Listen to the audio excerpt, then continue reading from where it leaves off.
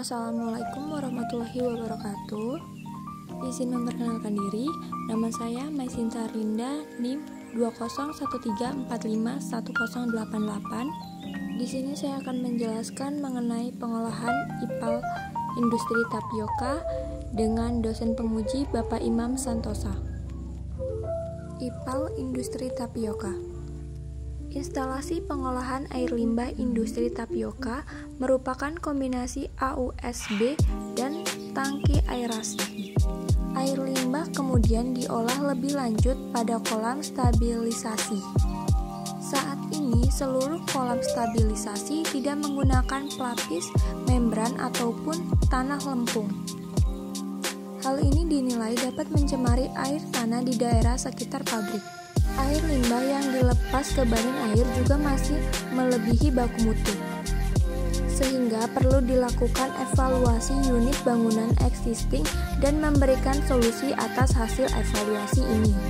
Evaluasi dilakukan dengan melakukan komparasi kondisi existing dengan kriteria desain unit IPAL. Berdasarkan Undang-Undang Nomor 32 Tahun 2019 tentang Perlindungan dan Pengolahan Lingkungan Hidup, suatu kegiatan diwajibkan untuk mengolah dan mengelola limbah hasil kegiatannya dalam rangka pelestarian lingkungan hidup.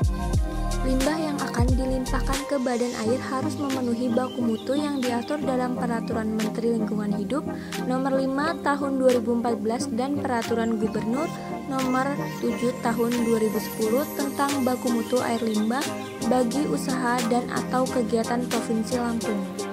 Air limbah industri tapioka. Air limbah terdiri dari satu atau lebih parameter pencemar yang apabila tidak melalui satu pengolahan konsentrasi pencemaran ini akan melampaui baku mutu yang telah ditetapkan. Di dalam air buangan terdapat kandungan BOD, COD, TSS, dan juga bahan organik seperti sianida.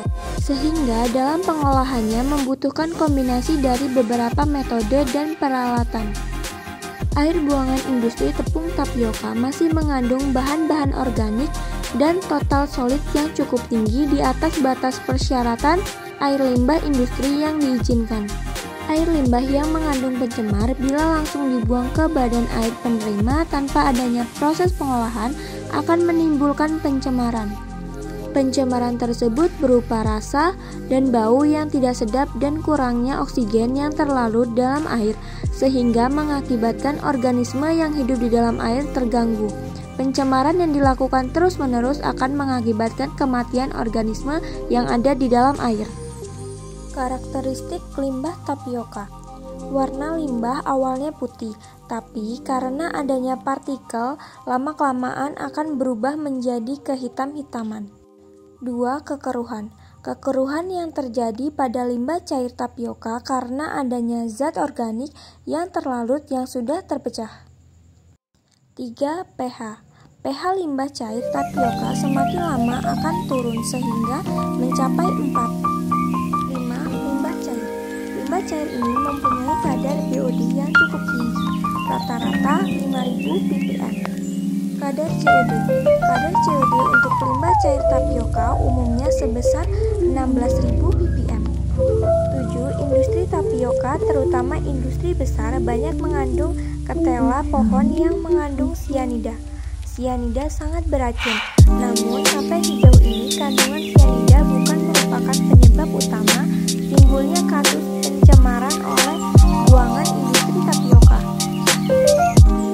Diagram IPAL industri tapioka. Yang pertama yaitu air buangan. Tidak mempunyai nilai ekonomi, air buangan industri tapioka masih mengandung BOD dan COD yang cukup tinggi. Bila langsung dibuang ke perairan, maka perairan akan kekurangan oksigen